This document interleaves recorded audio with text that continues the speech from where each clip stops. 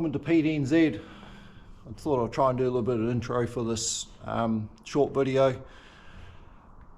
There won't be a lot this week. I have been working on it, but the sun's been out and I've been out doing other things as well, out on the, we'll call it the ranch. I'll show you what I have done, and obviously there'll be a few clips you're going to see I've tried to chuck together. I did notice, I checked my YouTube this morning, and I think I'm up to 96 subscribers. So I do appreciate those people which are subscribing, and obviously the views, the counts are up. I'm not trying to make this into a rock star channel, just yeah, I appreciate the people who do follow, and I do like the comments. I mean, they're positive, and it gives me something to read. And I mean, I do it to other people. I sit and read their comments and learn, and never stop learning when you watch YouTube. There's just so much information out there. As I said before, this is what's made me do this. Just gives you confidence to move forward and learn as you go. As I always said, if you make a mistake, it's only a mistake if you can't fix it. So I'm getting good at fixing things now. So I'll put the camera on to what I've done instead of looking at me, and give you some idea what I've been up to. Mainly it's just been a lot of sanding this week. So I've done the roof, and I've had to go at this back panel. I may have already described it, but I've taken the panel right back to the bare aluminium because there was paint just blistering off it. So obviously there's a different primer on here. May have not been etched, or it was smooth when they painted it. Wasn't prepped correctly for some reason. I'm not a painter, but it's my assumption. Got right down around the bottom of the cab here, getting into it. I don't really want to take it back much more than that. None of this was blistering, it was all good. Just want to get it back to an even layer. I've cleaned up around the rivets, still got more to go on that. So we have a bit of a look down here at the steps. I put paint stripper in there a while ago, and yeah, it did work. I've learned a bit more about that since, watched a few more videos, and there's a guy I'm sort of following on YouTube. He's a painter. He hasn't got a big channel, but yeah, by geez, he's good to watch, and he really describes things well. He's disabled his comment section, I can see why, but yeah, that's fair enough. He's doing his job, and he's welcome to his opinions. I just look at his content and just learn. So what I've been doing is, yeah, the other step, I've been using this tool here. The paint shop loaned it to me, and I find this is highly effective for what I'm doing. I just, yeah, it gets in there and it really deals to that, fits in there nicely too. I mean, sandblasting with a little gun, I know that would work effectively, but I can't really do that in the workshop here. I just put too much sand everywhere. Got enough paint dust everywhere now. So you can see the rivets. I've gone around with that tool and had to go up the heads of them. I know someone will be watching this from the painting industry going, well, that's not really going to work. Well, I'll wait till somebody advises me, and then I'll correct what I've done. But I've been unsupervised for the last week, this week, so that's what I've ended up doing. Got to start somewhere. Overview of what I've done. So some of it you may have already seen in other clips. Apologise. Done nothing with the window masks this week, even though I got it back. I've ordered the butyl, which I'm going to use for the sealant. A little bit hard to obtain in town here at a local shop, so the building industry's gone out of it. They're using other materials now. But that's right, you can still order it online quite easily. Yeah, so I'm going to have a go at the steps on this side. I'll use the same tool and get that done. So really this week, as I said, it's all been about sanding. I've attacked the roof. I'm over the nuclear fallout in here. Everything is just going white. But I'll get the wind blowing the right way, and I'll open all the doors on the shop here and run my big compressor and have a blowout. I just want to try and get the bulk of the sanding over and done with, and then I can have a clean up and just concentrate on the smaller bits on it. And something I haven't really talked about or shown is the underside here of the cab. So I'm going to have a big clean up in here. I realise that's fiberglass, that top piece. Not sure how I will clean it. I'll probably sand what I can just quickly to clean it up. And I want to paint all this. I want to probably do it the same colour as the engine, the titanium black I think it is. So, and then I can get the sound suppressant material and put back on the back of the doghouse there when I'm ready. But my thoughts are we'll get all this painted under here before I start the rest of the truck. So yeah, when I mask off, I mean, a little bit overspray we might end up under here is nothing compared to doing it in the reverse process, knowing that I'm possibly going to have a yellow on the cab and a white. I think the black would be quite noticeable overspray if you don't mask correctly. That's where I'm heading with that. Okay, we're at the stage of gluing my jandal to my rubber matting. So I went to our local hardware store this morning, tip that up, and I sat there and I read all the different adhesives and what does what, and I don't know. It's funny, I seem to end up with a CRC product, no sponsorship, but seem to make good stuff. I have good results with what they produce.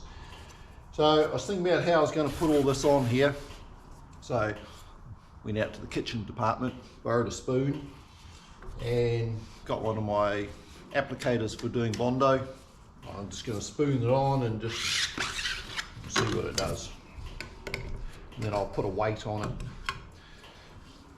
I mean, at the end of the day, the seat bolts through this anyway. Whew, good stuff.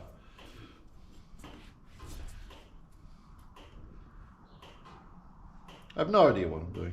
Usual story. Says to put it on, it waits like 10 minutes for it to evaporate and goes tacky, and then you're allowed to apply the stuff. By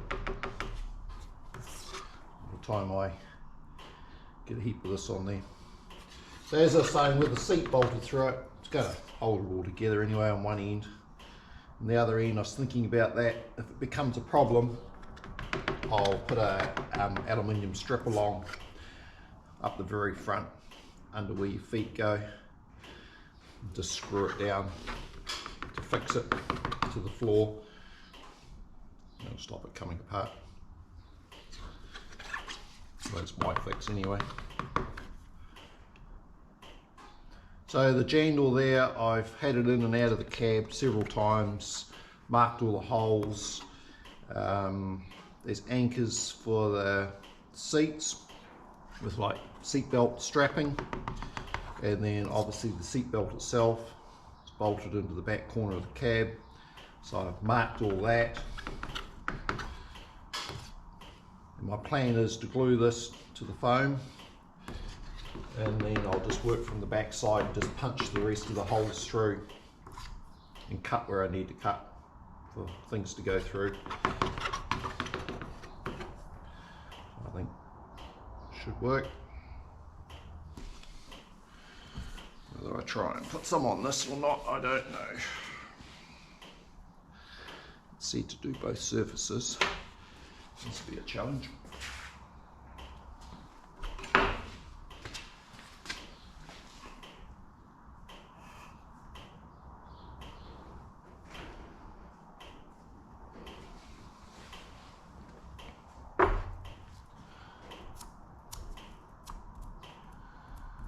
About there. Something you did say is make sure it's stirred well. Well, yeah, I shook the tin, and then I just realised when I was spooning it out, I could feel it a bit thicker in the bottom. I was like, oh no, I stirred it. I put it on the other half. Always pays to read instructions and follow them. after you've done it. Right, so I said at least 10 minutes, and you should be able to touch it without it lifting. So we're getting to that. Yep, not sticking to any of that. The only thing is this here hasn't quite had 10 minutes.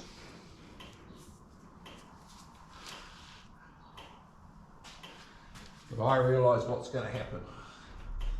As soon as this touches, it's going to be it.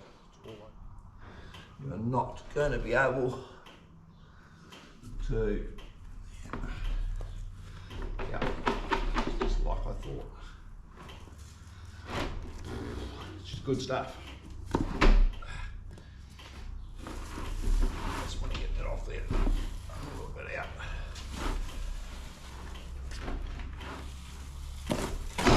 Wow. One more go.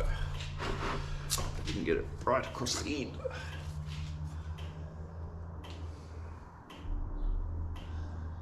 So hard to do.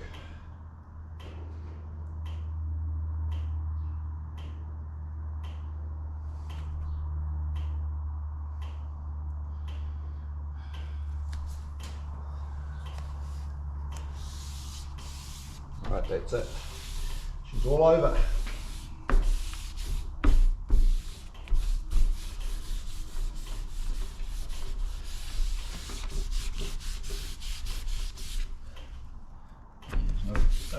No going back now. Probably shouldn't have pulled that off. That's where the seat goes anyway. No, it doesn't. The other end. Oops. So my black mat is actually over on this end. I can trim that to suit. Same on the side. I've left it slightly oversized. Probably you've got glue on me everywhere. Probably should have had a roller to roll it, but don't think I've got anything here. I suppose this paint can will do it.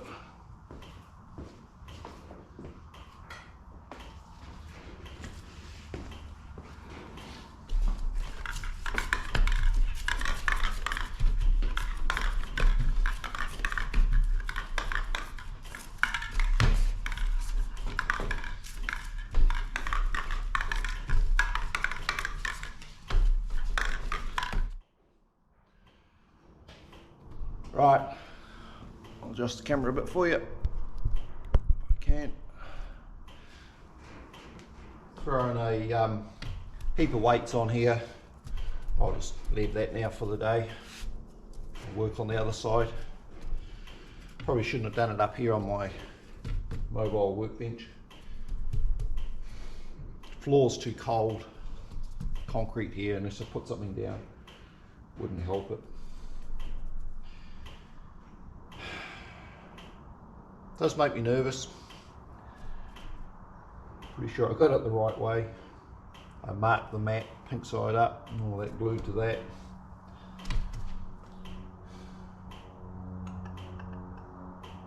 Yep, that's right. I'll let that cure and then punch the holes for the seats. And as I said, I won't be gluing this into the floor of the truck, in case I ever got to lift it to do something. If it won't sit down at the front, as I said, I'll just make a aluminium strapping, something tidy, and just screw it. Because it's held on the outside with a chrome piece as you enter the door. So it's all that screwed down. I can't see it anyway. There's nothing to curl up. It's only a short piece. Alright, we'll continue with the other side. So I had a bit of a go at the roof cap here with a bit of filler. What happened was, when I ground the rivets off, I used a air die grinder, and I tried to be real careful and just take the top off the rivet and then punch it, but no, it come off every now and then. It flicked and I slipped and I hit the aluminium, so I had little gouge marks in it. So I thought, oh, I'll just run that along. I'm not sure what's going to happen when I re-rivet. Obviously need to re-drill the holes. I'll just run the drill through those, like through there. But I'm not sure what the rivet's going to do to the body filler. It may pull it and crack it. I just don't know. I haven't got anything to lose because it wasn't very good the way it was.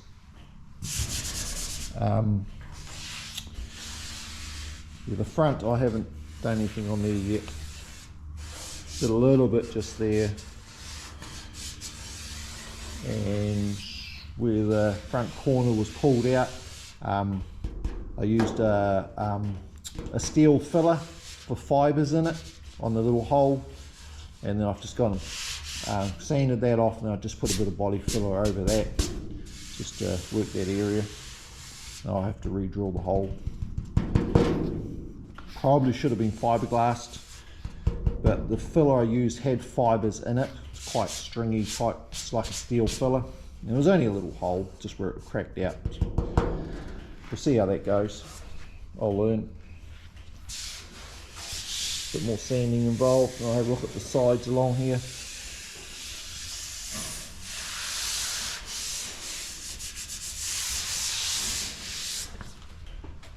in the afternoons. So I've mainly just been sanding. Just attack that and get it done. Try and get the worst of the sanding done, and then I can clean the shop out a bit. I'm just over it. It's, yeah, it's like an ash fall out in here. Everything's just covered in dust. So I get the big industrial vacuum cleaner going. The old leaf sucker. I've blown up 2 vacuum cleaners now. So the missus is like, yeah, no more. I said, that's right, I'll go industrial. So the leaf sucker, and I've taped up the into the bag so it doesn't leak. It's just full of sanding dust. Works really good. Good for sucking up rivets too. You hear them go through the cutter and smashes everything. Good for it. So the roof, I've been working on that. Got a number of rivets I need to drill out. I'm going to get rid of these ones which have gone off. See the rust marks around them. Drill those. I'll replace those. Put sealant on the new ones and seal them up. This roof, yeah, I started putting a little bit of body filler on.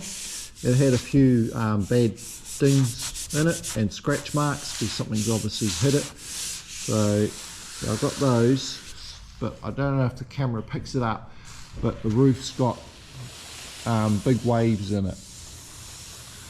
And that can happen for a number of reasons. One, because I've released the other cap, so it's let this one go a little bit. I may have talked about it previously, I'm not sure, but we've come to the conclusion, well, we know that it has happened. This truck's had a rear impact of some description because the framing inside is got signs of structural damage. Nothing severe, but it does show it. So this panel, it's hard to know whether it's been put on there, another one, or whether they did a very successful repair. It's an unknown thing. But that may have moved the roof as well, caused that to go like that. I'm no expert, I'm only just sort of guessing what's happened. But I'm happy with it. I'll do a bit more sanding on here. You can see there, like, still a brown mark. I haven't sanded that very hard. I just wanted to start and get some of these filled on here.